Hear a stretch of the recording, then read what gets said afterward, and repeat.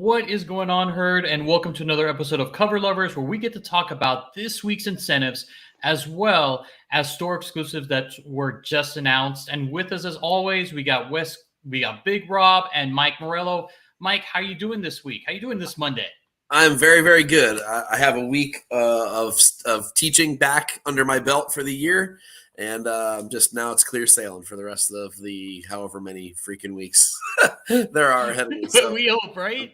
Yeah, like that first week is tough. Like you lose your voice, you feel sick, you're tired. The wake up call sucks because you kind of milked it all the way through the summer. I know I'm breaking everybody's heart being a teacher, but if you saw my paycheck, you'd keep your job. Trust me. So while the summers are really, really nice, the paycheck isn't great, but still. But as always, I love being here. This is a nice unwind, sort of decompress hour or two to chill with you guys and talk about some covers. Although, like I was saying earlier, this we may want to change the title to Cover Haters instead of Cover Lovers. I don't foresee a lot of love in this week, but maybe I'm missing something. Hopefully, there's some gems in there that I passed over. But anyway, it's good to see you dudes. Oh, for sure. And you know what? There might be some prizes in store. I mean, you never know. You never know, right? I don't know what the store exclusives look like other than one that I got an email for today. But otherwise, I don't think I know any of them. So those will be surprises. Cool. And how are things going with you, Big Rob? I would say a cover realist, Mike. Cover realist. Okay, right? Cover realists. That's better. Yeah. That's more accurate. Well, let's put a good spotlight on ourselves here. I'm doing good. Chilling like a villain always. It's Monday night. Have the Dodger game on. For Dodgers, and excited to be here. I always love to be hanging out here. And if you could check your IG chat there, Alonso, that'd be awesome. Oh, okay. I'm checking it right I saw now. Give him the damn deck. Yeah, separate. But everything's good. Everything's okay. It's actually cooled down today. It's actually a lot. I was a lot more comfortable to be around today and just outside and walking around. So it was nice today. Cool. All right. Let's get her started. And of whoa, course, how are you? How are you? Oh, me? Oh, wow. Yes. Hey. I'm doing great. Just super busy with life and work. It's just been nuts. Hopefully things are kind of settled down. After September, we'll see how things go. Then it's the holidays. Way, bro. It goes the other way. We'll see how things go. We'll see how things go. Like, I'm looking forward to Halloween. That's all I'm saying. I just need this August and September just to be done. So looking forward to that. But yeah, let's get her started. Let's again give a quick shout out to our Team Nerd Herd moderators, Uncle Rudy, Something Wong, Deanna Man, Glenn 2K12. Thank you guys all for making the chat, the community what it is. We definitely appreciate you guys.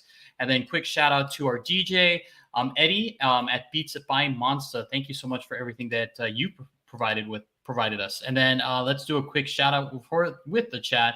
As always, we have Mr. Rob, Mr. Copy 801 here. Thank you for stopping by. Copy's here. Oh, Copy. Okay. We have Something Wong. We have Sticks Boy. Thank you for stopping by, you two. Really appreciate it. And we also have Sarah, She Geek 78. Yes, you made it. Thank you for stopping by. I really appreciate it. And then also Glenn. Look at that. Thank you, Glenn. And looks like we are all caught up with the chat. So we will get started and start talking about this week's incentive. So here we go. Cool. And first off, we have these two beautiful books, Barbaric. It's coming back with the second series. So we have it 1 in 50 by Aaron Campbell and a 1 in 100 by Derek Robertson.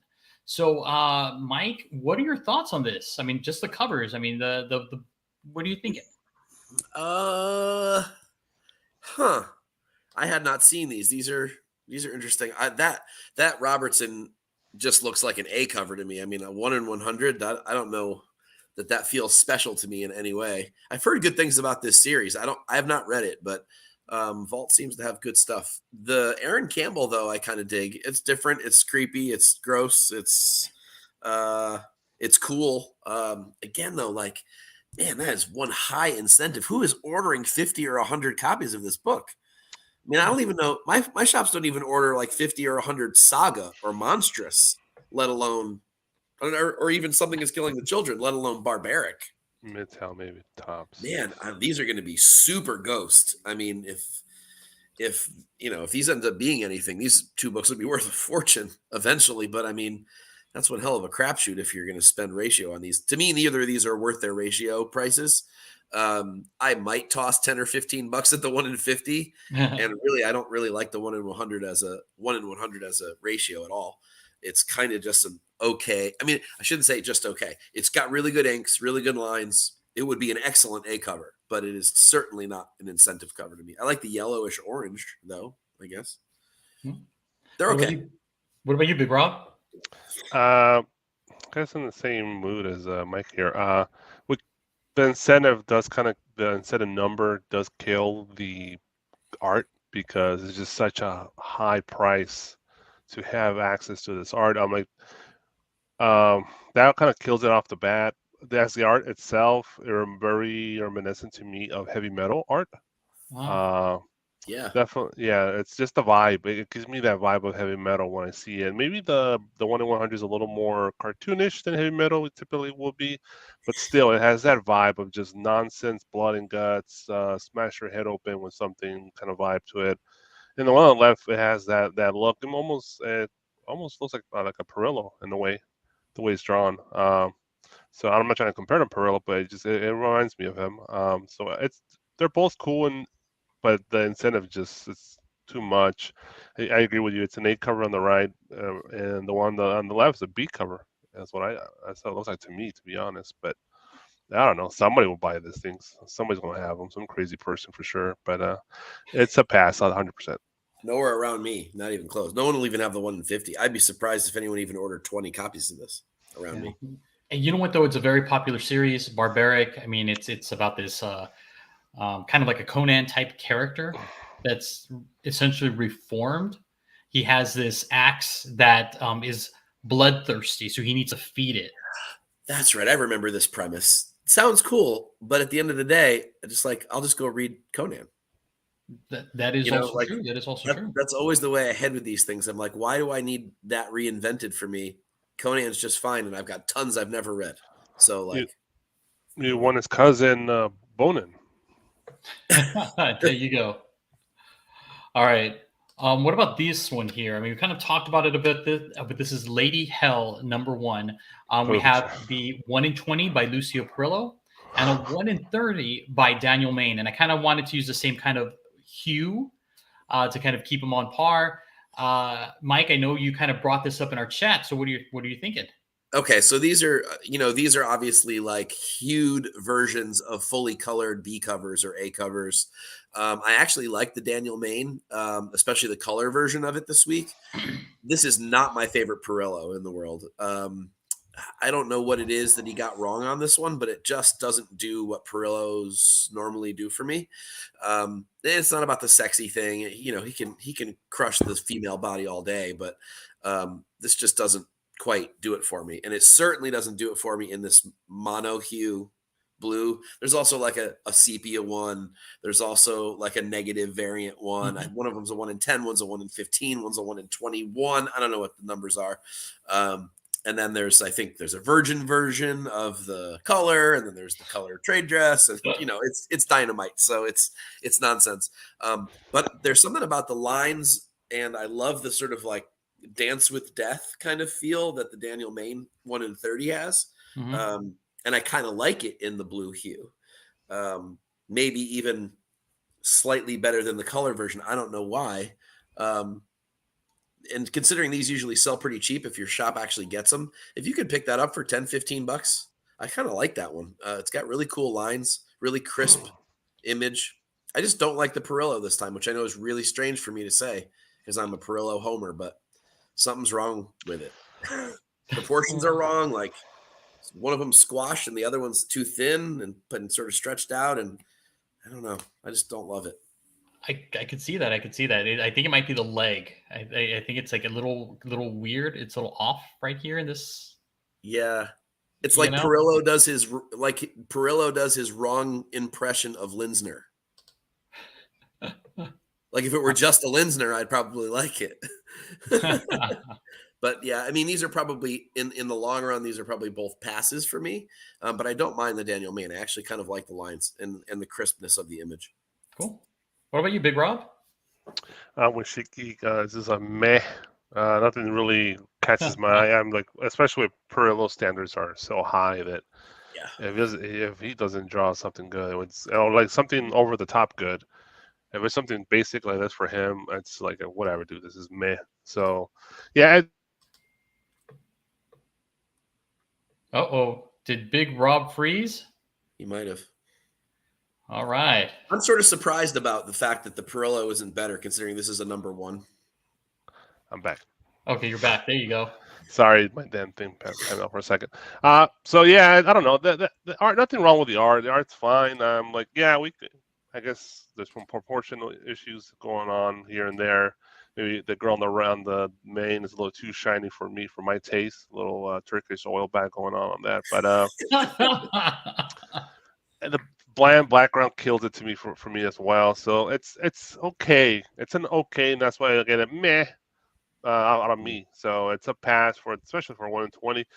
These are A covers all day for me. So it's yeah. Okay. All right. Well, how about these ones here? We have the Fortnite variant, Zero War. We have a 1 in 25 by Frank Cho and a 1 in 50 by Derek Chu. So, Big Rob, let's start off with you. Which one would you choose? Well, which one I would choose? Derek Chu. That's what I would choose. I appreciate the art on both. I think the art on both are really good. I think the Cho has one imperfection, really. It's the background. I just not liking the powder blue blandness. Yeah, it could be sky. You could add some clouds or something, a little bird in the background, something just to give it a little more dimension to it. The characters are drawn well, as Frank Cho's a master artist, of course, and the line work, the coloring, everything's perfect about the characters. But the background just kills it for me, and that stupid ass logo or trade dress, I hate it. It's horrible. Get that shit out of here. Ruins the art, really. I do think the was it Magic School Bus, whatever that in the background. That's pretty cool. But yeah, the Chew is awesome. It's Rogue's face is a little butterface, but it still works. It's decent. Like it works for me. Nothing wrong with butterface here and there. So yeah, it's well done. It's the coloring, the background. They have it's a generic background, but it has a background that works for me. So it's Rogue and Gambit, classic couple. He's a master artist. Line works perfect, coloring is perfect. So the shoe I'll go with, and I don't know about 150 is tough, but X-Men fans would definitely jump on that because they're just crazy. They just like the Rogue and Gambit covers. Is that it? Yeah, there's so many of those too. Nice. All right, what about you, Mike? I hate that this is just a high-priced delivery system for a fucking game code. That really bothers me a lot. So this whole thing kind of bothers me when DC had it first and now Marvel's got it now. Neither of these covers are terribly awesome to me. Neither of them are terrible either. I mean, Cho doesn't do bad work. I think the cover's a little busy. And then to have a blank background on a busy cover is sort of a weird choice. It just sort of looks like a clump of stuff. that has no real definition in the middle. I'd rather he would focus on one or two characters instead of doing all 6 or however many are in there. But yeah, I mean, the Chew is the better of the two. If I have to choose between the two, neither of them are worth the ratio in this case, especially because, like I said, the only value to these books is the code inside. So I see no reason to spend more than $10 on these, even if you want the code. So I think that this whole incentive thing is for these books is kind of dirty.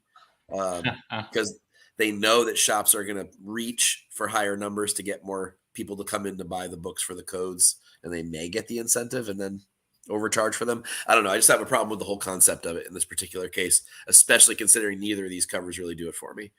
I'm not a big Chew fan anyway, generally speaking. I am a huge Cho fan though, but not in this case. Okay. It's weird now. That's 2. Cho and Perillo tonight. I know. Usually, look at you. What did you do with Mike? I know, 2 of my all-time favorites, and neither of them really hitting for me this week. Kind of sad. And then Sarah had a quick question, and if you don't mind, I can answer this one. She basically said, "Has this gotten the same buzz as 0 Point Batman?"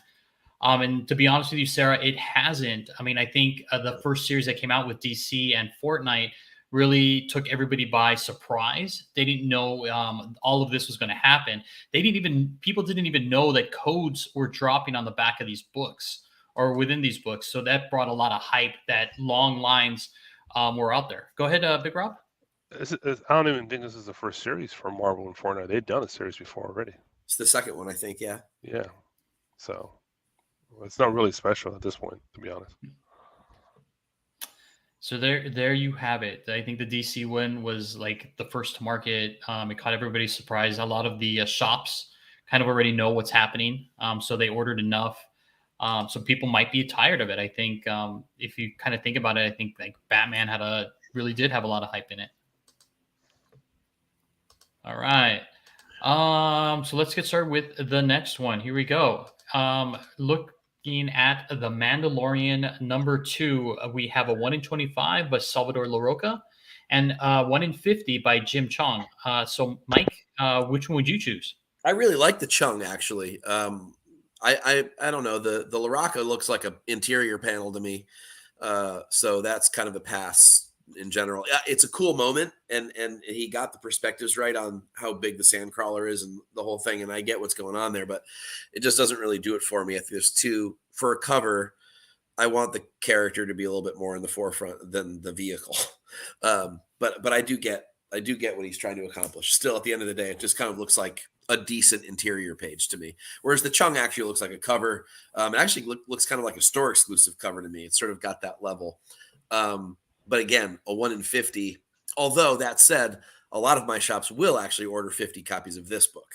So this book probably this book won't be nearly as hard to get on Wednesday as some of the others that we're talking about tonight. So I think this is readily gettable. Mm-hmm. I think you could probably get it in the right pockets at about half of ratio, as long as there's nothing really important in the guts of this issue. But it shouldn't be, right? It's just a retelling of the television show. That's right. So I don't see why that would warrant spec, but what the hell do I know? Stranger things have happened. Ultimate Fallout 4 with an acetate cover. But, there's always a reason for people to go grabbing things. But I actually like this Chung. It's got really great action. There's some really cool grit to it. I assume this is like the Mudhorn moment is what's going on here. Maybe I'm wrong. I don't really know, but I think it's a pretty badass cover, actually. A lot of detail, a lot of fun, a lot of action, good background. Grogu looks a little shitty, but I was about to say that. But otherwise, I think it's a really strong cover overall. I wish it were a 1 in 25 that I might be able to get for $15-ish. Then I would probably pick it up. Gotcha. What about you, Big Rob? Well, you would think there'll be no spec with this book, right? Because it's just a retelling of the story. But of course not. People are trying to push it as Grogu's first appearance. Oh yes. Yeah. So that's the slab's probably going to say that. So CGC, of course, they're the most trusted organization in the world. CGC is going to say Key Collector already says it as Grogu's first appearance, so it's a done deal. If those two say it, it's a done deal. eBay's going to say it.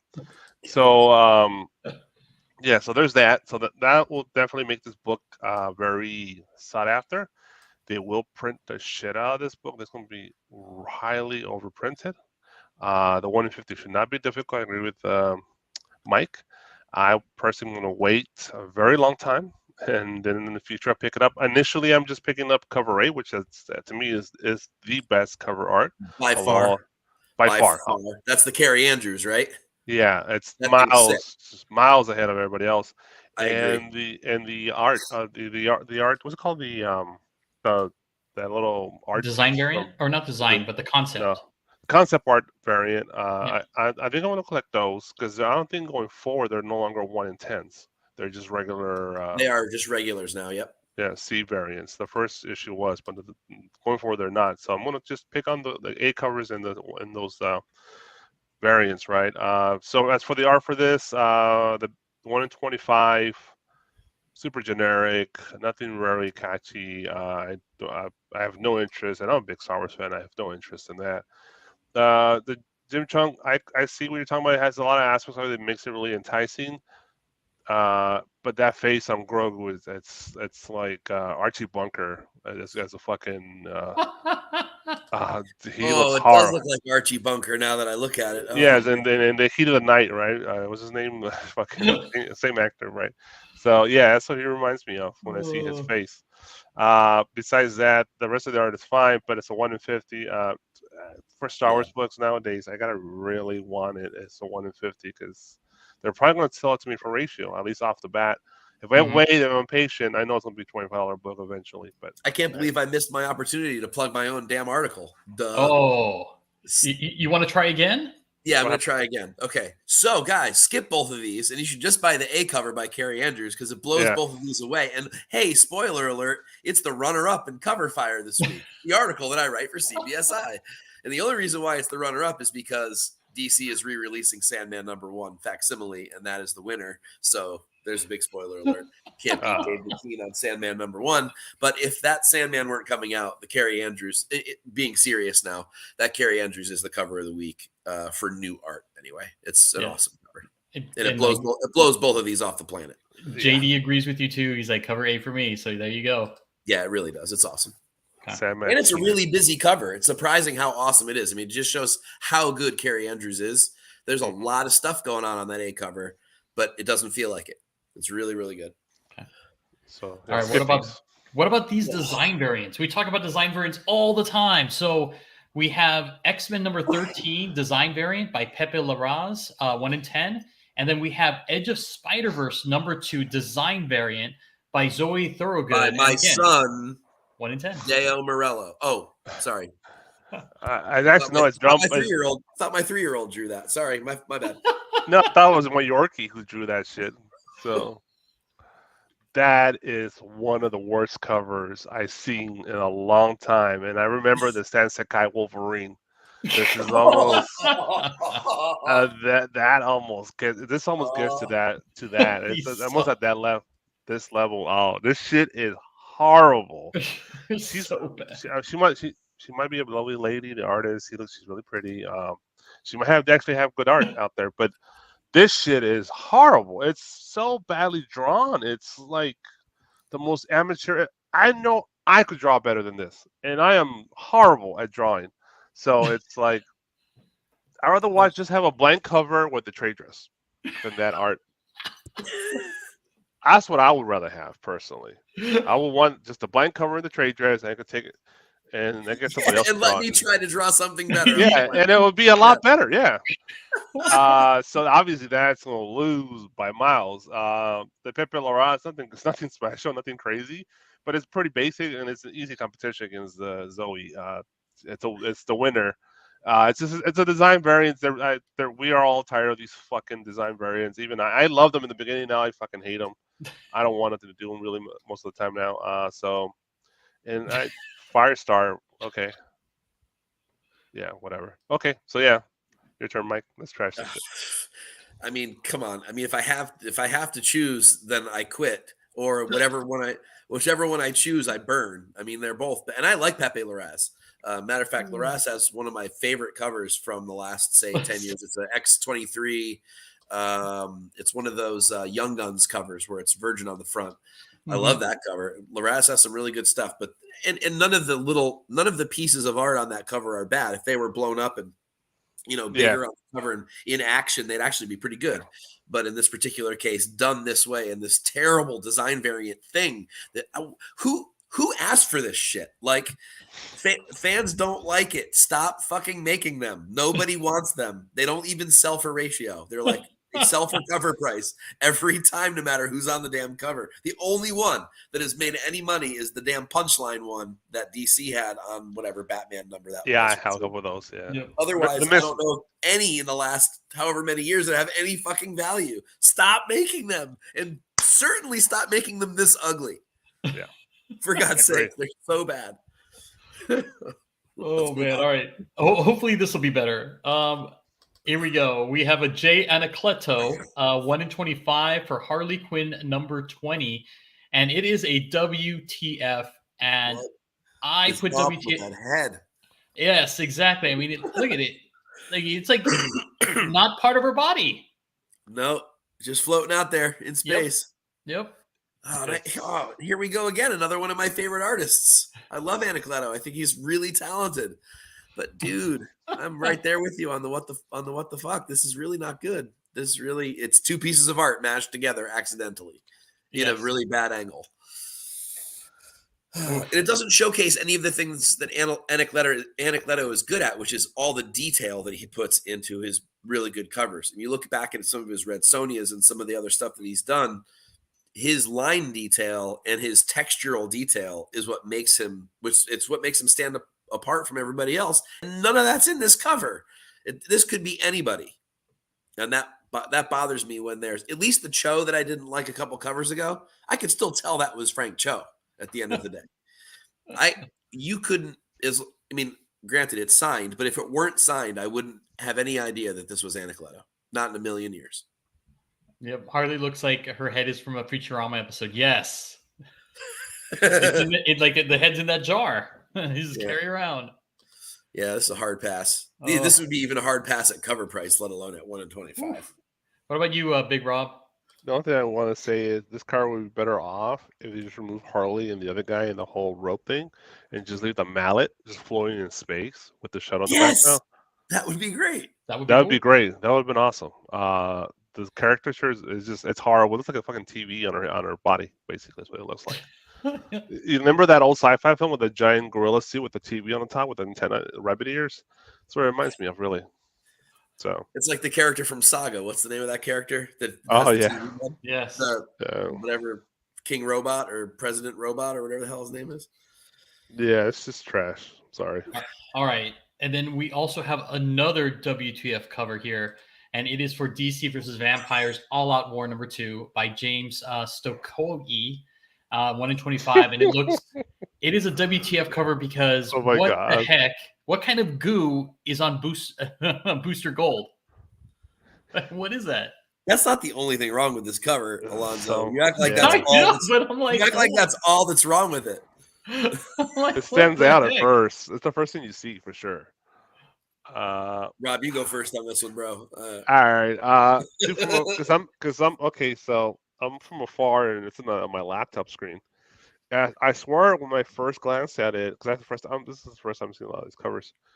It looks like an interrupted signal on a television. You know how the colors wiggles like that. That's what it looked like from afar. And then I had to focus for a second, like, oh, it's Booster Gold covered in shit. So. I'm like, oh, okay, I get it. It's some crazy like the art, very Peanuts, newspaper cartoons vibe to it. It's just that's that quality. This would be cool on a newspaper for sure. On the funnies, right? They even do funnies anymore. I haven't ever looked anymore. But yeah, they do. Yeah, so. Yeah, this would be great on the funnies, but on a fucking cover, 1/25 for DC versus Vampires, this is not good. The hill of termites is crazy. That shit is. I know they're vampires, but they look like a bunch of termites. That's insane. And This guy is, I guess, bland. But yeah, the Booster Gold is just so over. Then the Shazam was Miss. I'm not sure familiar with her name. I just called Miss Shazam. She's pretty generic, but the Booster Gold is just crazy, and it's just not. It's.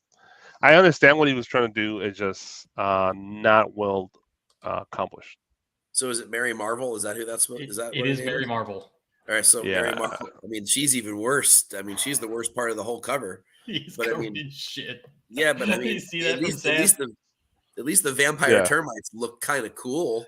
And how dare you insult Peanuts, Rob, by saying that this should be next to Peanuts in the no. Well, those No. are like simple art, I know, little I'm just caricatures. It's like this is how simple it is. I'm just kidding. This is really awful. This is bad on any cover, let alone on an incentive, for God's sake. I mean, this is some dirty, dirty shit from DC. Trying to put this stinker in the 1 in 25 slot that's some shady shit, DC. This is really bad. This is right up there with what was our favorite guy's name from the Batman variants? Fornez. Fornez. This is Batman Pete. this is right up there with the Fornez stuff, man. This is some scary bad stuff. This is not okay. Like, remember when DC said like 10 years ago, we're not doing variants anymore. No way, no more incentives. You guys should really probably go back to that. They're not. This is not an incentive. They're sticking to their word. Yeah, this is an incentive. No one's buying this shit. Oh my god. Okay. This will literally, if my shop gets this will just fester on the rack until we sell it to somebody for cover price as the last leftover copy because they want to read it and there's nothing else to buy. Oh, yes. All right. So hopefully we've gone through all of the WTF covers, but we do have this one here by Rafael Sarmento, which is Black Adam number 3, and it's a 1 in 25. Mike. Okay, so again, not to plug shamelessly, but the Rodriguez for Black Adam, the A cover is smoking fire this week. And this one is just kind of meh. But I'll tell you what, this thing looks like the biggest diamond in the pile, considering what we've just seen. It's sad how good this looks in comparison. Yeah. This is literally just a meh cover. There's some cool things going on in it. But again, this feels like a really excellent splash page to me. It does not feel like a cover. Yeah. And when I'm comparing it against what the Irvin Rodriguez A cover looks like, which is an unbelievable painting this week, this just doesn't hold a candle. I would rather buy 5 copies of that than 1 copy of this. All right. What, Big Rob? I did all that. I just want to add, I do love they're referencing Babylonian art instead of your typical, I guess, because this is Black Adam, right? So typical Egyptian art or I don't know, Greek or something. Babylonian art you don't really see too much on comic books, so that's cool to see. But yeah, it's a splash page for sure. Looks like a vag. Jesus, guys. You guys are out of control. Wong, get your mind out of the gutter, man. I'm not sure who you're dating, but yikes. So Sam, yes, they do. All right. Yeah, well, I mean, you got to put some paper down there. That's right. All right. What about this one by Tula Lute? This is Catwoman number 46. It's a 1 in 25. And just as an FYI, we all know that now Souza Maeka covers are now the cover B. So Tula does have some big shoes to fill with this particular run. I like it that she's going a different route, more of an impressionist vibe to it because of the background, very abstract, not very coherent what's going on. But I like that. It's something different. It's just not a mute background, which Sosa loved to do, which she was more focused really the caricature. But it adds to the caricature of the Catwoman. Her art's a little more softer on the, I guess, on the face, and she's trying her best to replicate the shininess that's so well known, known well for. It's not bad. It's not as good as Soso's, but it's definitely passable. I think it's good art. Is it a 125? I don't know. Maybe not for me, but it might be for other folks. I do, but I appreciate. I love the background. The background, it's something different and not familiar to me in comics. This is a tough one for Tula. Tula's a really great artist, and she's got some really great covers. And I got a few things that are sort of, a little bit different about this. First, this doesn't feel like a Tula Late to me. The thing that I love about Tula Late's work is that there's this sort of out of the lines kind of feel to a lot of her work, which gives it an even more impressionistic feel than even this one has. I feel like she tried to rein it in a little bit and be a little bit too mainstream on this cover, knowing full well how popular these covers have been between the Frissons and the Sozumaikas and et cetera, et cetera. And I think she didn't let her style shine through, and I want her to. Like, I want to see what the Tula Late take is on this character. I don't want to see her do her best impression of Sozumaika. I want her to do her best Tula Late. And this isn't her best Tula Late. She also has to compete against a Sozumaika B cover and 2 decals this week. The A cover and the C cover are both decals. So that's tough. So she's the 4th best cut. Well, I don't know. The Sozo cover is a looks like a quick draw. There's nothing wrong with it. It's a good cover, but it's definitely B cover level. It's not quite as good artistically as this one, but the 2 decals blow both of the ladies away this week, sadly. And as a matter of fact, I might even like the A cover from Decal better than his cardstock this week. But yeah, this one takes 3rd or 4th fiddle. And really, Tula, I love your style. I've seen you work in person, and I want your style on these covers, not you trying to be somebody else. Don't try to be Hughes. Don't try to be Sozo. Don't try to be Jenny. Just be you, because I like your stuff, and I want to see how you do this character. I see how you say it. She kind of paints outside the lines. Because if you really look at the body of the Catwoman, it's kind of blurry around her edges, a little blurry. Yeah. Yeah, I like that. I just don't like her legs. I mean, do you see it's like thick here, and then like starts to get super thin here. Yeah, like every bodybuilder, right? I'm like, did she skip leg day? I just don't understand. Look at her faithless erotica covers. Oh yeah, those are bomb. That's what I mean. Sans the nudity, obviously. I want these covers to feel like that. I want them to have that visceral, Catwoman's sexy. I want that visceral sexiness that seemingly Tula Late is the only one who can do. I want her to show me that on these covers, but the PG rated one, not the X-rated version. I totally agree. Yeah, that's what I want, and she didn't do that here, and so that's kind of disappointing to me. Well, hopefully next month she'll bring the heat. So we'll see. Yep, I hope so. All right. So up next, not only do we have Red Sonja by Jung Yoon, a 1 in 30, but we also have Mr. CRG joining the panel. So Anthony, what are your thoughts on this cover? Boring and plain Jane. I mean, I know that with this series, that they like doing the. Sorry, how's everyone doing? First of all, sorry I'm late. But the whole thing with the chainmail, all the way down to her rib cage, that's not Red Sonja. Sonja, exudes, sexiness, with the bra, with the chainmail bra, front, and bikini style, shorts, for lack of a better term. This isn't it. This looks like something out of Wonder Woman. Wonder Woman looks better than this, to tell you the truth. Okay. What about you, Mike? What are your thoughts on this one? Nakayama has a butt cover on this cover this week, on this book this week. That's the clear winner. It's Nakayama.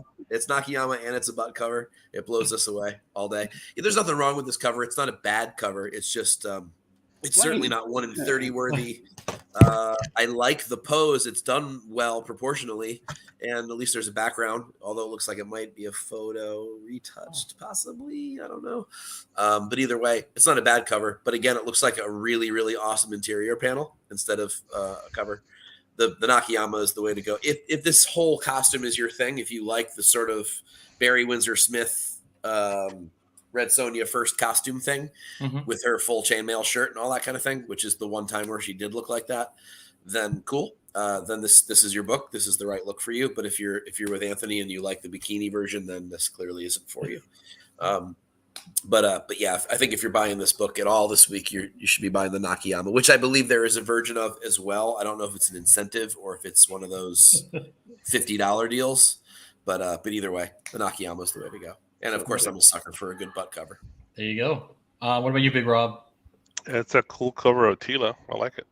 The Tila, nice. I kind of agree with K-pop. The face is just, it seems off, and I think it might be the hair or something's going on here. But yeah, that's how I feel about it.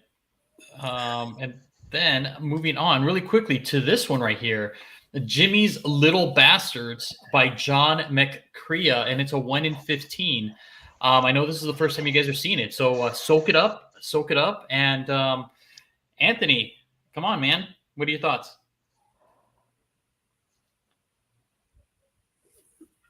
Oh, he's soaking that in. He's soaking that in real good. Yeah. But no, I had the YouTube screen going. You're like the gummy bear at the bottom of the vodka bottle. Yeah. First, this guy needs to have his nails cut. I mean, those are nasty looking nails.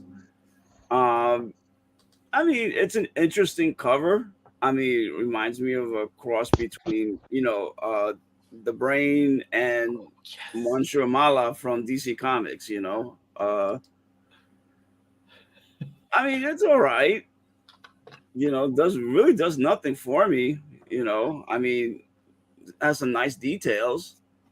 That pie with the dynamite in it, is not something you want to get smacked with. But besides that, it's all right. It doesn't really grab me. Okay. It feels more like a B cover than the 1 in 15. Okay. Mike? This feels like, we talked about this last week. This feels like one of those doodles on a book cover from high school. Where you just you still have 10 minutes left of class. So you just keep adding shit to the thing you're drawing.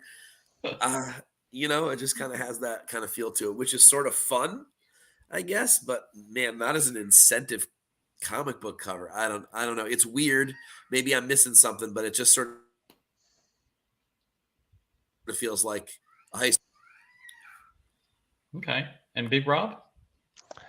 I personally love it. I love the attitude on the cover. I love the concept. I love the Beverly Hills Cop homage on the fucking font. That's totally Beverly Hills Cop, the font. Oh. I love when I saw the cover, it just gave me that LA punk 1980-81 vibe to it. That's what it is. That's the impression again. The impression, the emotion I felt. I know what the fucking subject is. It's a monkey with a brain tied into transistors on a glass full of water that is bolted to his head. And he has clown shoes. So I don't know what's going on, and I don't care. It's just a cool fucking t-shirt. That's what I want. You know what? That's t-shirt. True. I'd love this on a t-shirt. I'd wear this shit on a t-shirt. That's a good call. Yeah, it's a mismatch. And if you guys are fans of Powerpuff Girls, Sticks Boy just nailed it on the head. This is Mojo Jojo. But if he was a fucking punker in LA in 1982, listening. There you go. If this were on a Motley Crue t-shirt, I'd be rocking the crap out of it. You're right. You're right. I take back some of the bad things I said about you, Jimmy's Little Bastard. Oh my goodness. Rock on. All right. What about this Shadowhawk #1 by Philip Tan, and it's a 1 in 75. Big Rob, you're first. Let's hear it. It's Shadowhawk. Who the fuck cares?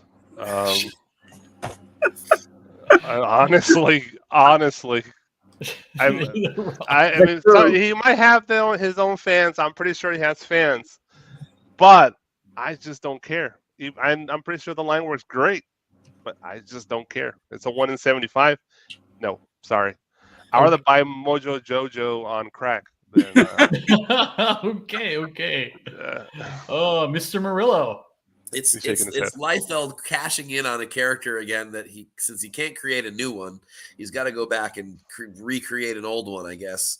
He's got the head variant like we got back in 1990, whatever the hell. Yep. And those are bad too. The best cover is the Sienkiewicz, which looks like an old school Sienkiewicz, which I'm convinced comes from a different source that I can't fucking track down, which is really bothering me. I think it's an old piece of art. But that blows this away, and that's just a B cover. I mean, yeah, I'm with Rob. It's fucking Shadowhawk. Who cares? I mean, really, I didn't care then. Why would I care now? This isn't nostalgic to me. That was in the shit bin then. Yeah. Yep. His number one's $1 book. In a very large bin of shit, Shadowhawk was on the bottom, even in 1990, whatever. Oh my god. Poor Jim Valentino. Poor Jim Valentino. So to put it back in there, more of it is certainly not what we need. It'd be like Valiant re-releasing all their stuff. All right, Anthony.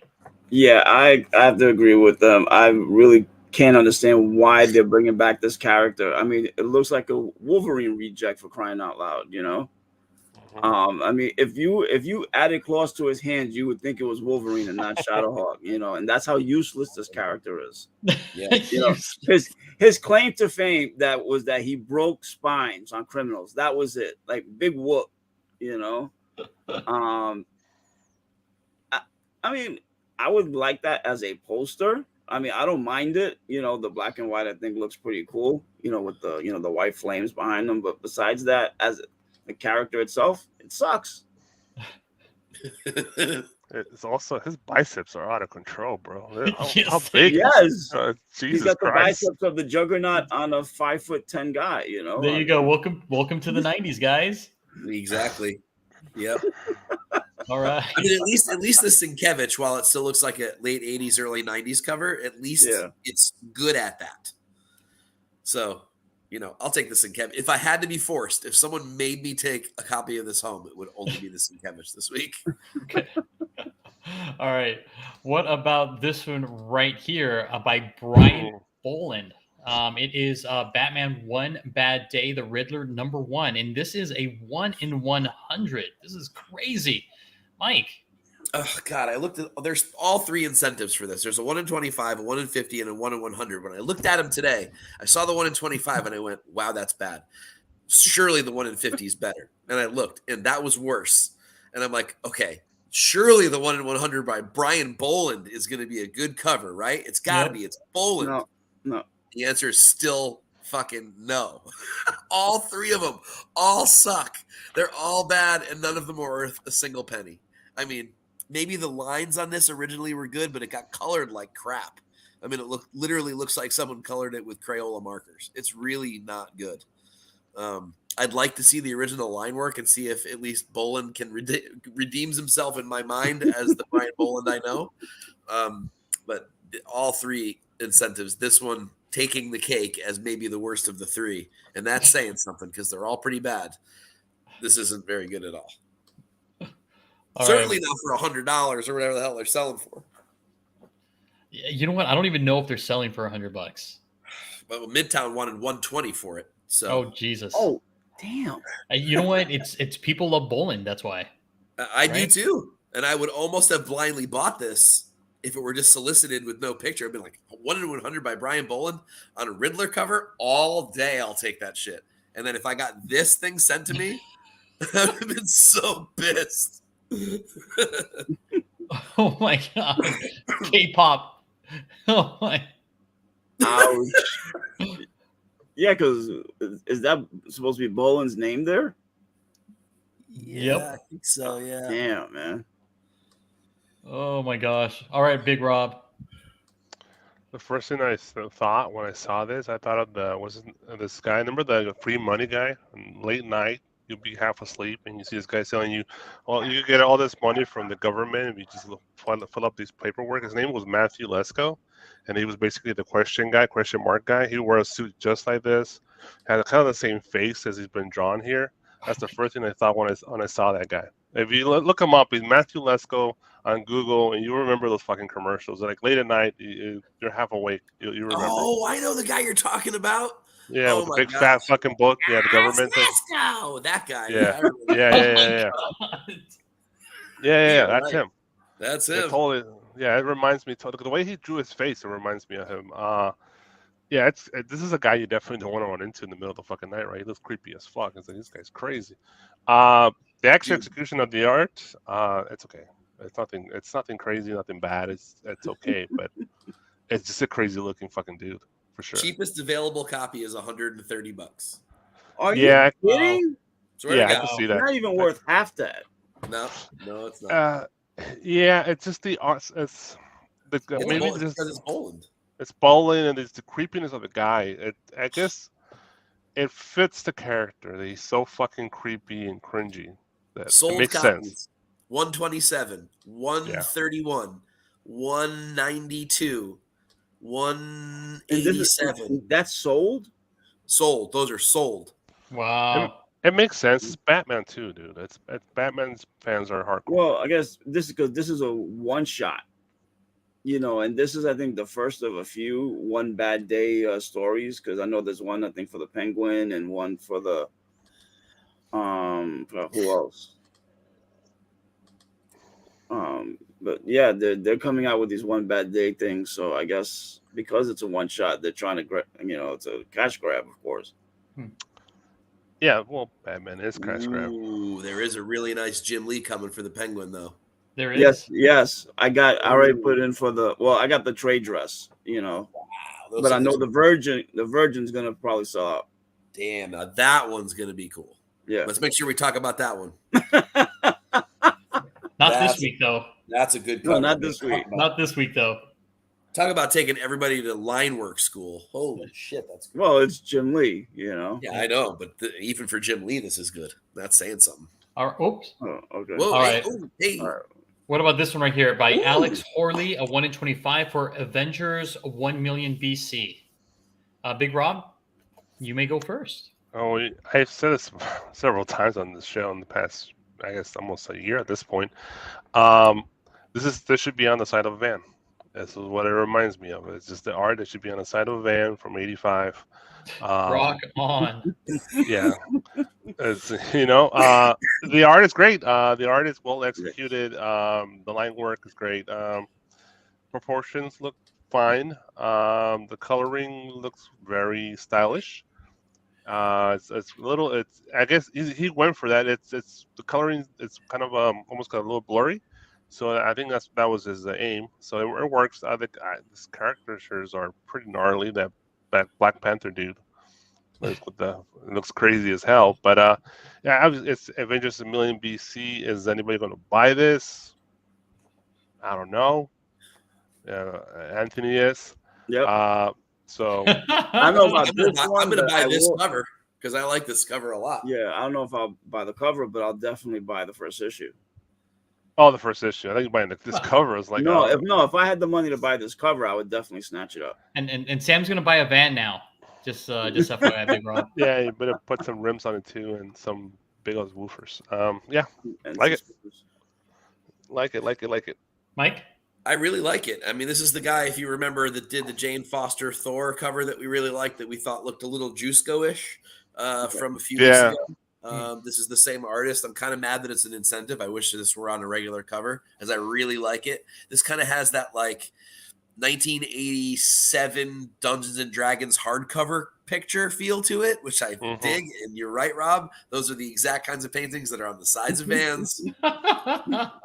Metal, yes, I love it. I think it's great. This is what I miss comic books looking like. Or this should be like a flare, like a what do you call it? Like Marvel Masterpieces card. No, I think you got it right the first time. The Marvel Flare cards. Yeah. Flare, for sure. This is perfect for that, right? Like have Avengers 10,000 BC in foil up in the top corner. You know what I mean?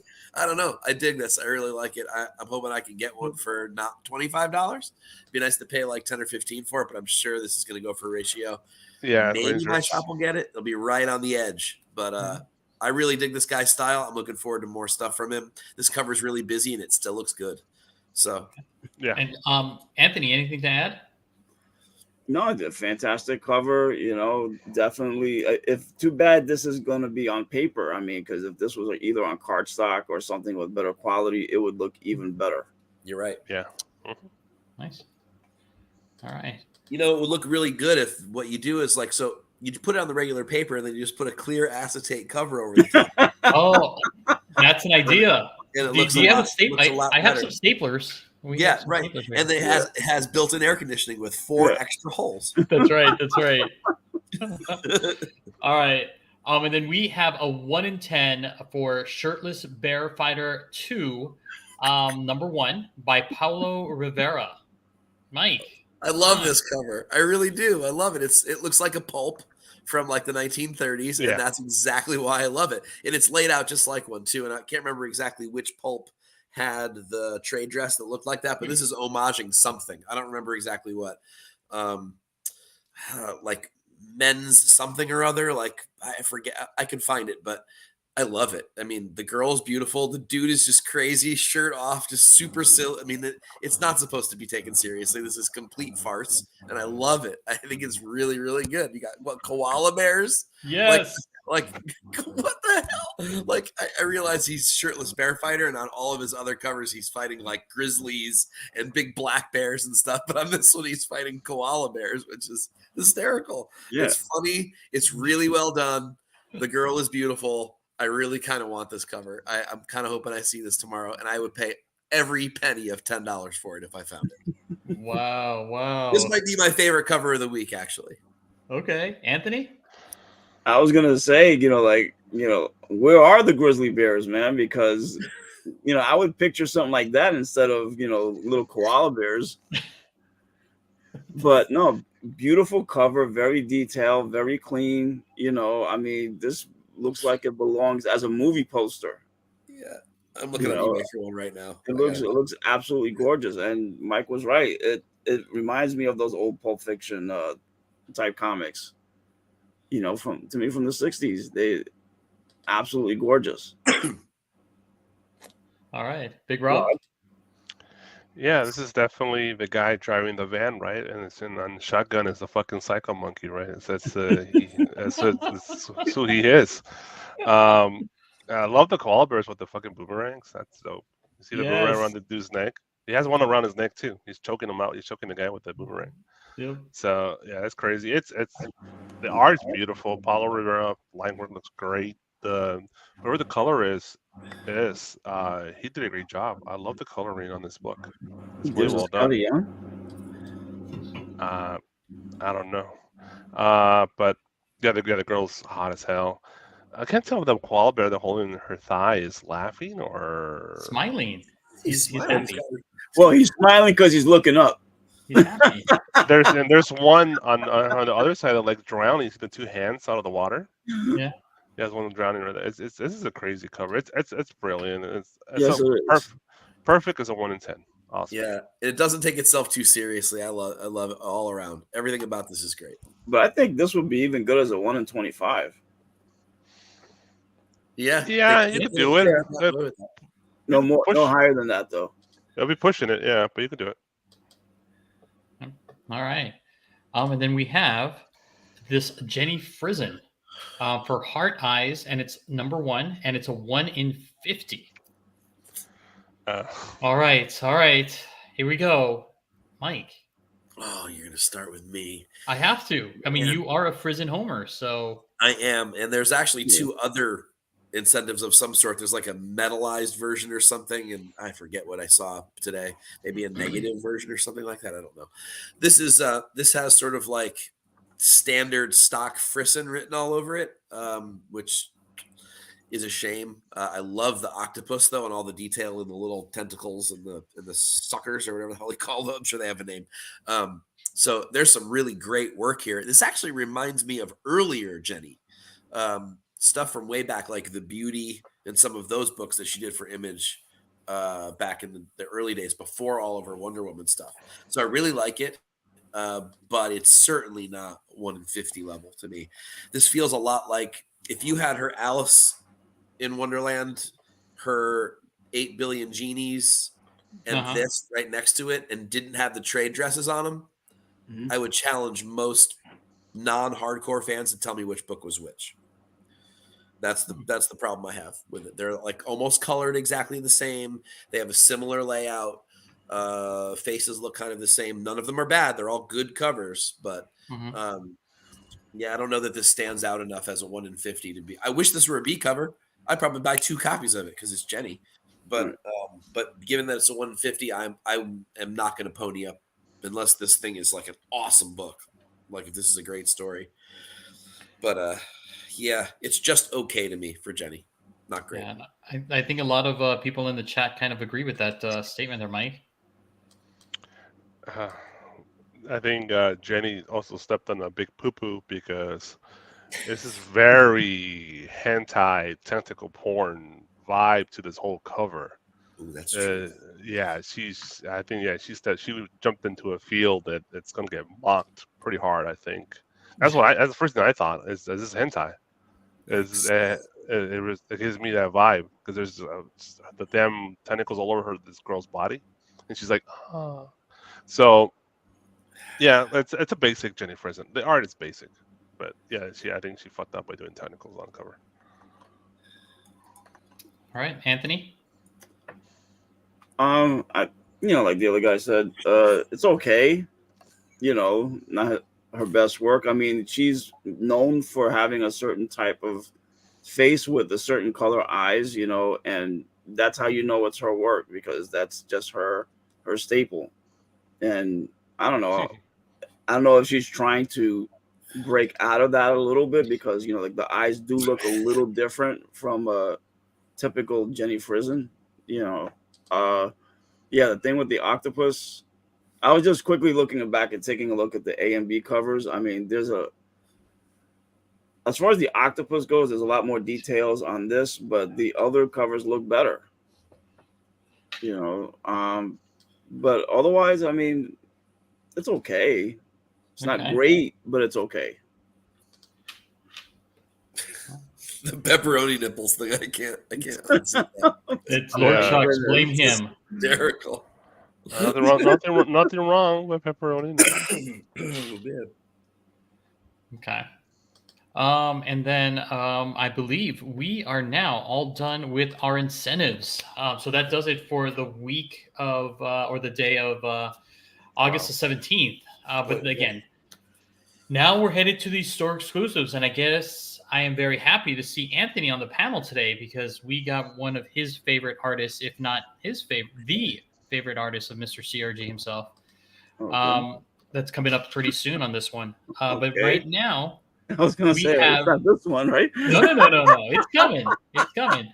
But this one was just released. It's by Emmy Meberson. It has it's for Harley Quinn's 30th anniversary, and it's a Paul Dini variant.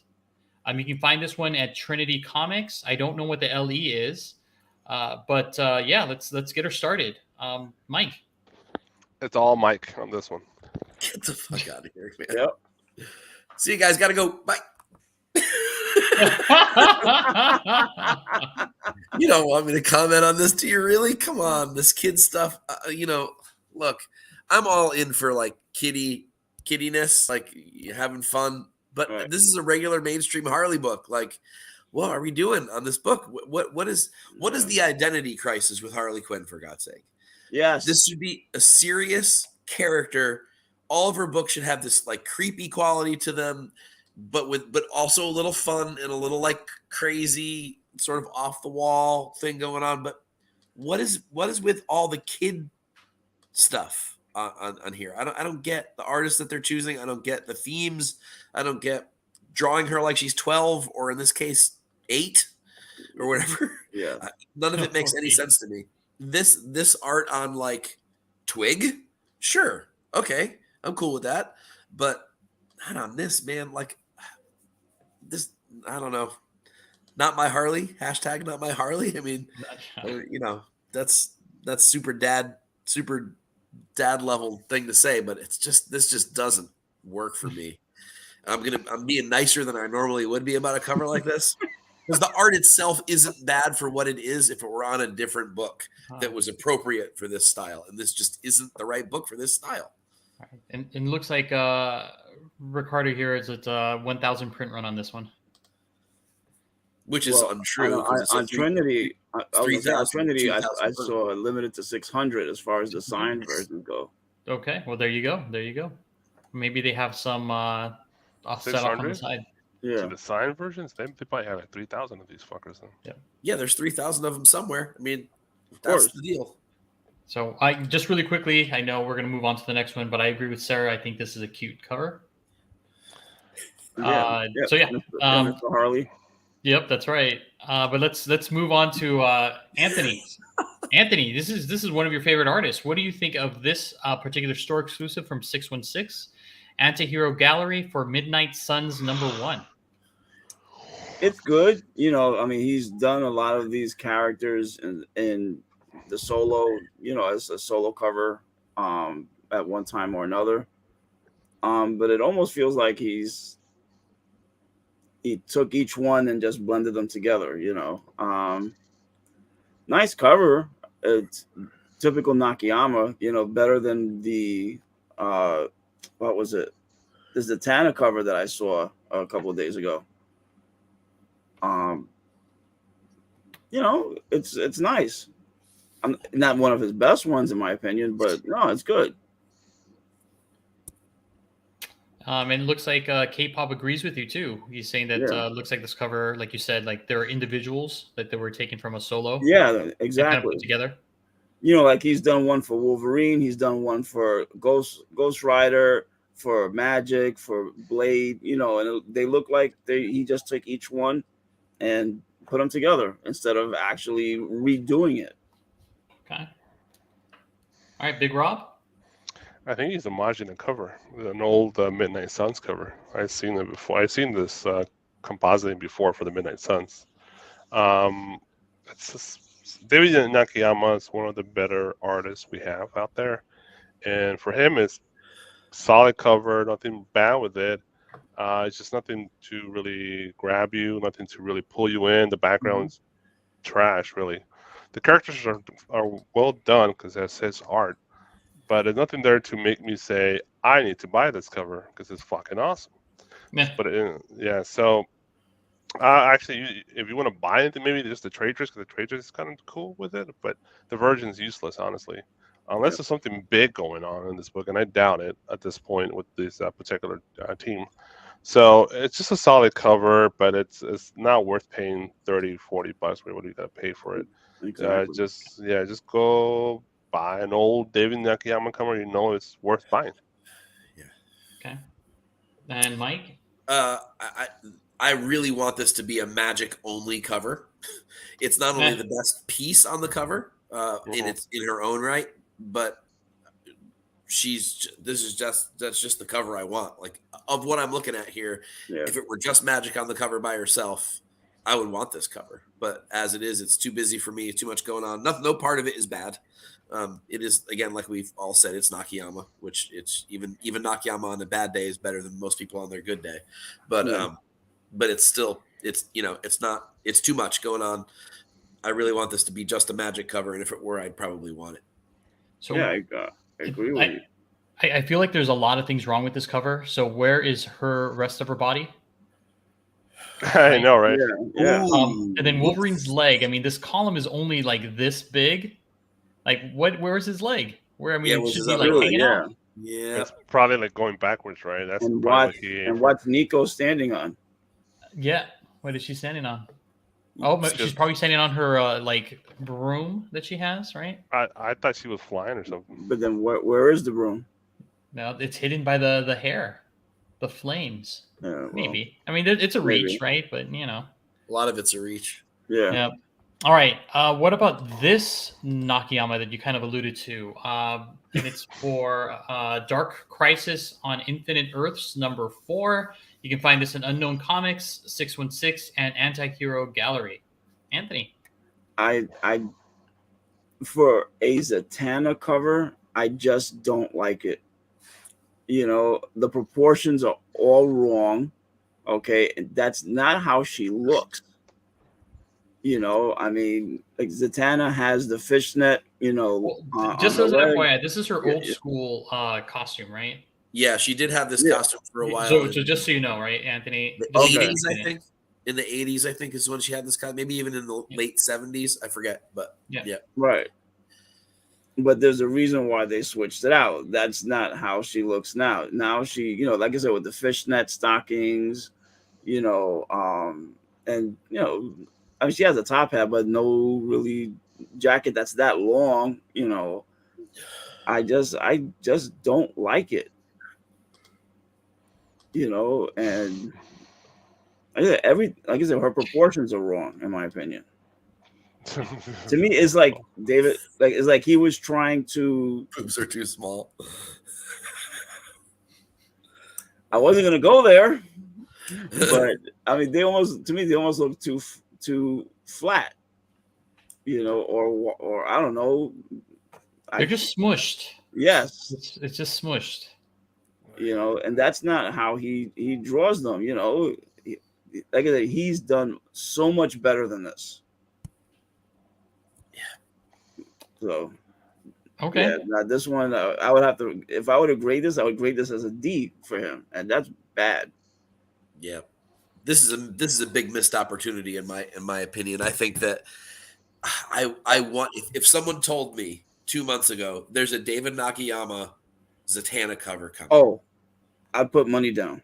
I would have been so excited. I didn't know this was coming, but I would have been so excited. Oh my God, we're finally going to get one of my favorite characters, one of the sexiest characters in DC, done by one of the best at drawing sexy girls. And then we get this, and it's not impressive. I think it's a huge missed opportunity I think this is one he should have taken a step back, focused a little bit heavier on it, made sure that he knocked this one out of the park. Yeah. And I'm disappointed in it. I want it to be more like, you know, my favorite covers from him, like that Wednesday Addams or like the Scarlet Witch, or either of the Scarlet Witches. He did 2 of them. They're both great. Yeah. You know, Magic. Right. Magic. Right. All those covers. I want this to be like that. I want to put this one with those. I have all those. I want this one to go with them. And this one doesn't do it for me. There's all kinds of things I don't like about it. Yeah, the costume choice is not a great choice. The boobs are not great. I want it to be all black, no blue. You know, the pink in the background is a little much for me. I'm not a huge fan of the face, to be perfectly honest with you. The thighs are way too big. Yes. Way too big. Yeah, it's a shame. It's a missed opportunity in my opinion. All right, Big Rob, anything to add? I actually like it. That's on the opposite of these guys. I have no attachment to Zatanna, so to me, I have no like real reference to her. It's like whatever. So personally, if this is a real person, I would love to meet this chick. She is, in my opinion, banging. But she's a sexy magician. It's really like you wouldn't even know if she was a damn superhero. She's just a sexy magician, and I love the bubblegum pink in the background. That's a nice little touch to the coloring. It makes it a little different from. I don't see that coloring too much in too many books. I can see all the points the guys made, but I don't have that kind of attachment to this character, and I think the boobs are perfect, in my opinion. I think they're pretty. They're nice. So the hat's kind of stupid, but yeah, it's just.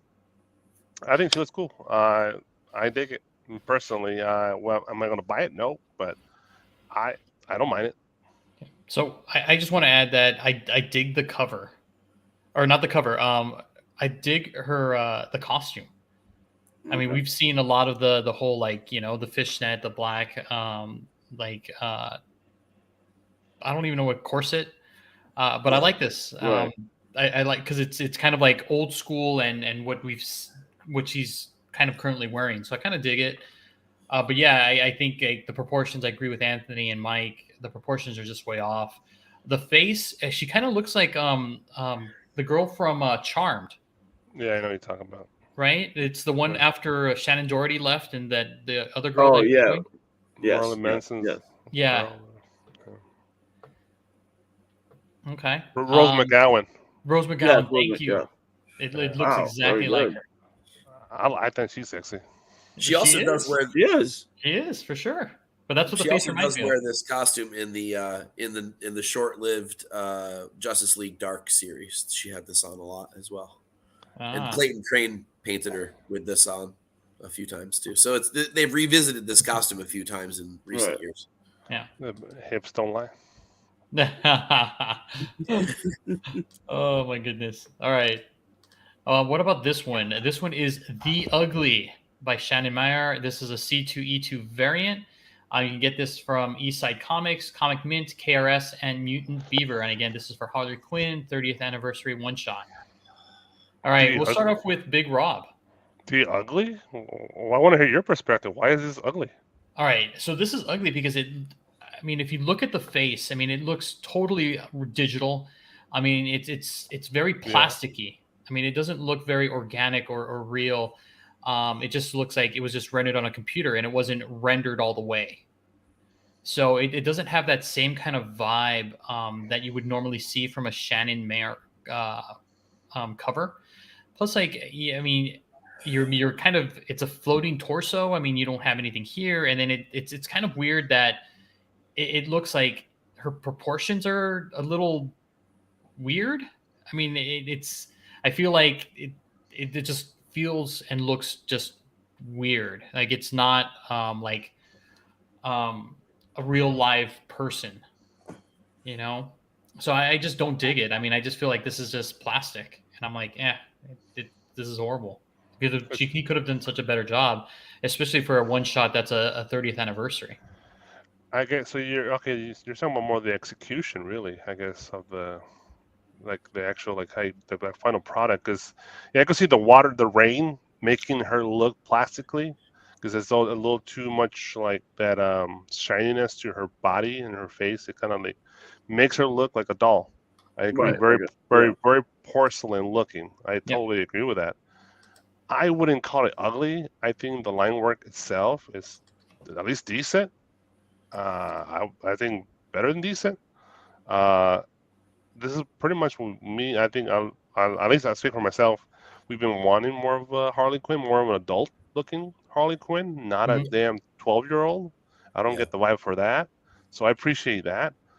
I totally understand what your argument for this one has been ugly, but I think it's a little harsh to calling it ugly. I think just the execution is not well performed from Shannon or in that aspect for sure. But I think the boobs it's okay. The proportions on it, it's maybe the way somehow the side of the her rib area and the back, the anatomy of it, it's kind of off a bit. I guess you could say that.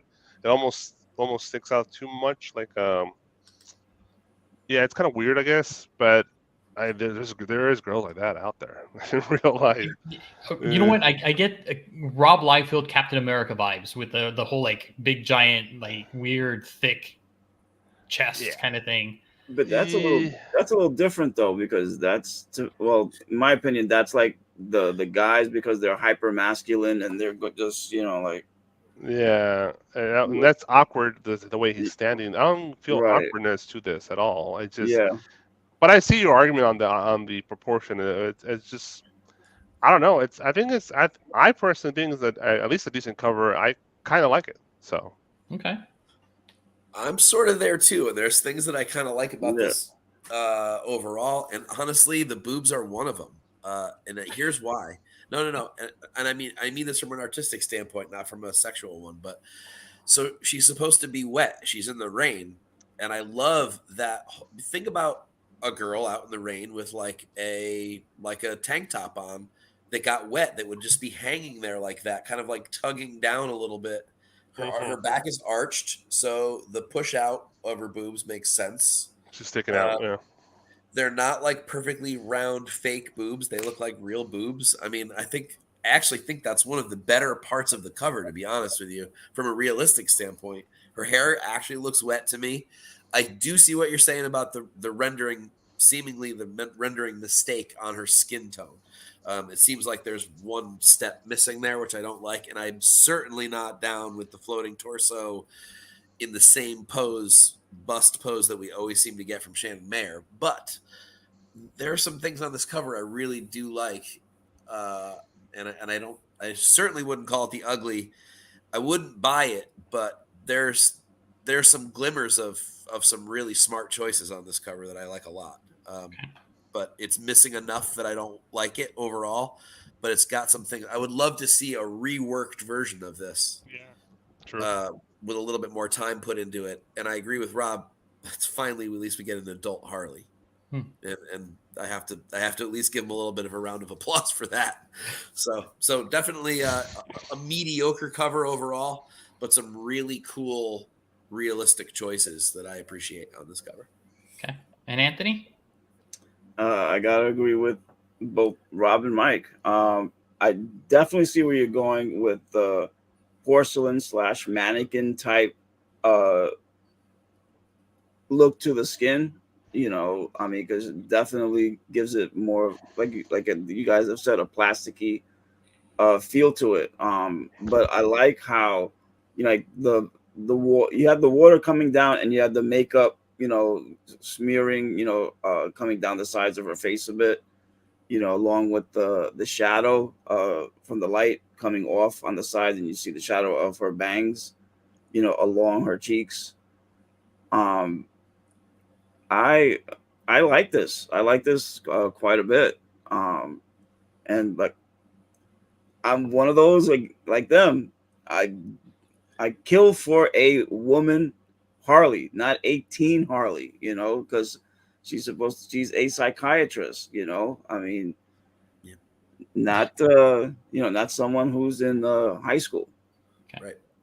But I mean, I would like to see a bit of a crazier look. I mean, obviously she has more like a sad look to her. I don't know if he's going for that, but for a 30th anniversary, I would think that it would be a little, because she's supposed to be crazy, not really crying. So I like when chicks cry. Yeah. My gosh. And then really quickly too, I mean, she also has baby fingers. The fingers look weird. Oh, that's true. There's some baby fingers on there, yeah. But it's gonna look so big in this hand. That is also true. Also true. So there you go. It'll help my ego. Oh, the K-pop. She's like, hey, she looks like me, not Harley. All right. And then next up, we have Morello's favorite. It's Sabrina Anniversary Spectacular from Spectral Comics, sold out in seconds with an LE of 200 by Miguel Mercado. Let's wait till Mike recovers. It's 200. Wow, I didn't realize. I guess he missed it. He did. Yeah, Dude, I'm sorry. I can't wait. I can't wait. I'm bogarting the whole fucking chat right now. So look, go ahead. I was in the final stages of checkout in 35 seconds. 35 seconds. 200. You're trying to tell me 200 copies were gone in 35 seconds? Come on, man. Yeah. Damn. I was so pissed I missed this. I know it's possible. Plenty of other books have gone that quicker. But I was butthurt. I was on my phone and I couldn't go fast enough. So I missed this. I really like this cover. I bought all 200 of them. I really like Sabrina. I really like the actress who plays her. And clearly this is that actress being portrayed on this cover. It's obviously also Chamber of Chills 19. It's all the things. I really wanted this cover. I missed it. I'm pissed. Damn it. If you got two, I'll pay you a little premium over what you paid to get one from you. Bring the karma. Bring the karma. Anybody who got there this, you go. You heard it here, guys. I would really love one because it's for my PC. I'm not flipping this book. This is for me. So, yeah. So I'll let you guys know, just like Mike, when we were talking about this, Spectral Comics, there is no limit. I mean, you can buy as many as you want. And again, they're a small store, right? They do have a lot of variant covers, but a lot of them don't sell out. So I can see why, they hit a home run and it's gone in seconds. Because again, someone could literally put 200 copies and check out and be done. And they may have all gone to one person. And if you're that person out there, Mr. or Mrs. Comic Buyer, and you have an extra copy and you can see it in your heart to sell me one, I would love it. All right, Sticks Boy saying, hey, their Whatnot sale may have one. Oh, that's a good point. Yeah, right. Check it out. Yeah, thank you, Sticks. That's a good tip. I didn't even think of that. That's $4,000 if they're $20 each, or buy all 200. They were 30. They were $29.99. Oh, they're 30. So yep. Yeah. Okay. And, does anybody else have anything to add 6. before we move on? I wish I'd have bought it. I like what they did with the wine, how that you could see her skull through the wine. I mean, that's real creepy and cool at the same time. Yeah, it's a homage.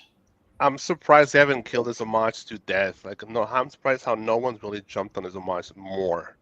It's such a well-known homage too. So it's an homage to an homage, which is interesting. It was actually on a pulp.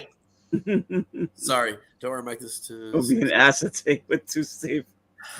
Wow, that's true, and I'll get a blue label for it, and it'll be fantastic. Damn right. Yeah, I mean, so yeah, it's an homage to Chamber of Chills 19, which is actually an homage to an earlier pulp, and Sabrina number 8 by Hack has a similar cover to this, facing the other way. So yeah, it's an interesting little sort of like back and forth with this cover and this character. But my whole thing is going to be because you're talking about a black background. Yeah, you know, the card, the stock that they print this on is going to be interesting. If it's regular paper, you know, it's going to be tough to get this in a high grade, especially with, you know, the type of ink that they use. You know, I hope that there's not going to be a lot of color rubs or spine ticks, you know, because that could ruin it big time. I'll even take a damaged copy. There you go. Oh, seriously, okay. I just literally want this book. I don't care what it's worth. I like the book. I want one for my pieces. No, that's great. Sticks is giving you some more info. August the 18th. Spectral Comics will be on at 9:30 for their whatnot. Okay. All right. Okay. All right. Moving on to our next one by Scott Williams, and this is a Gambit cover. You can find it at 616 or Anti-Hero Gallery. I don't know what the LE is, but Big Rob, what are your thoughts on this cover? Rob Liefeld? Is this who's drawing this? This was the first thing I thought when I saw this. Rob Liefeld. Scott Williams. Wow. It's his twin brother. It's okay. Nothing crazy about it. I like I love purple. It's a purple cover. So I like that aspect. I like the neon purple on the card. It's such a Rob Liefeld vibe to it. It's crazy. I just kind of like stop thinking about that when I see this cover. Yeah, Gambit fans will pick it up. Not for me, but it's well executed, and that's what he was aiming for. So it's okay in that stance, I guess. Okay.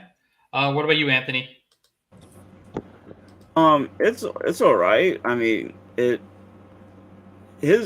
noticed that he's starting to do a lot more artwork on his own, you know, after inking for Jim Lee for so long. But it kind of looks like a cross between Jim Lee and a Mark Silvestri type, you know. It's all right, you know. It's cool. I mean, I see that he's trying to come into his own, and it's a nice picture of Gambit. The whole thing with the smoke for the cards is, you know, kind of weird, but cool looking at the same time. Okay. Otherwise, it's all right. Okay.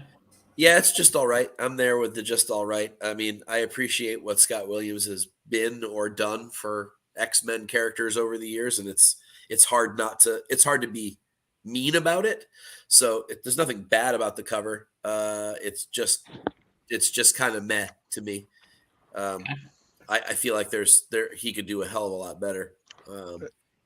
Yeah, it's like the Caddyshack song. It's all right. We're all Yep. Nobody worry about me. Yeah, the chat agrees with all you guys too. It's not like it's a fantastic cover. No. I mean, I like K-Pop's one. It seems like it's a print or card or something else. It doesn't belong on the cover, kind of like what Apollo said. So yeah. It'll likely sell well just because it's Williams on an X-Men cover, but right. That's really all it's got going for it, to be honest. All right. And then next we have the Amazing Spider-Man number 9 that you can find on Eastside Comics, KRS Comics, LE of 800 by Jung Yoon. And again, this is a homage. And Mike, don't you like these homages? God, not only do I hate it as an homage, it's a terrible cover. I mean, It's horrible. Man, I think I did better on Paint 3D today. This is so digital looking. This doesn't even look like a good video game render, to be honest. It's bad. This is bad. It could be LE8, and I think they'd have trouble selling it out. It's really not good. This is maybe the most amateurish cover we've seen all night. No. Which one's worse? What did I miss? Know which one's worse. Oh, I'm sorry. The design variant, the 1 in 10. I'm so sorry. I forgot. Second worst. This is bad. This is. You guys are gonna have to tell me about that one. Right here. This is hot. This is hot garbage. This is really bad. Is the design variant talking about the Edge of Spider-Verse one? Yes. Yes, and the Firestar one, the X-Men one. They're both bad. Whatever her name was, Thorogood or whatever. Oh, really bad. Oh my goodness. All right. Does anybody have anything else to add? I was gonna say you guys are being too nice. I think it just sucks. Okay. Yeah. Oh, Big Rob, you're on mute. I called it hot garbage. I mean, I wasn't being nice. I said I want to put a bullet on this horse's head already. Please. They should have a stipulation: no more Incredible Hulk 340 homages. Oh my goodness. I mean, all right. And Spider-Man 300 and Spider-Man 1. Yep. And here we go. Mandalorian number 2 by Ken Lashley. I think this is number 3. Sorry. Devil Dog Comics LE 3000 Virgin of 1000. Big Rob, go ahead. Before Mike trashes it, because I know he's going to trash it. I like it because it's like a trading. It's almost like a playing card. It's like a play. Like a playing card, a poker and stuff. It's what it reminds me of. It's like something you have like a bunch of cards and you're playing cards. This is what it totally looks like. It should be on that kind of card and that kind of platform. So I dig it for that. Yeah, the eyes on Grogu are out of control. That's some deep black eyes for sure. Like his soul. And Cobra Commander in the right corner there. It's crazy, but Cobra Commander. That's the armor, isn't it? Yeah. You can mistake him from Cobra Commander. His fucking face shield so shiny. I'm the Vindo Viper. His tank. So yeah. I think it's okay. I think the art is the line. I think the line works fine. Just some of the choices were maybe a little off, but I think the line works good. Coloring's okay. Okay. Before, because you think Mike's gonna bash it, let's go with Anthony. I was just trying to look at the two Mandalorians in the lower left, especially the one that looks like a midget. Like really way down there, to me, totally unnecessary. Is that Bo-Katan down there? Yeah, Bo-Katan. Yeah, I mean, my goodness. Like, how small can you make them? But, I mean, I like the way the Mandalorian looks. I got to agree with Rob about Grogu's eyes. I mean, it's too big. I mean, it's a B cover at best. But to me, it's just a shame that they made this series and it's going to be boring because we know exactly what's happening in it. There's no originality, Okay. But Mike, go right ahead. Okay, well, I'm not going to trash it like you guys seem to think I'm going to. It's not that bad, but again, we've talked about this before, and it's worth bringing up. So, who haven't said it tonight, is that these kinds of covers, these store exclusives, at the price point that they sell for, especially the sets, need to blow me away. They need to be something worth me going after. And I agree with Apollo in the chat. This just looks like a really good splash page to me.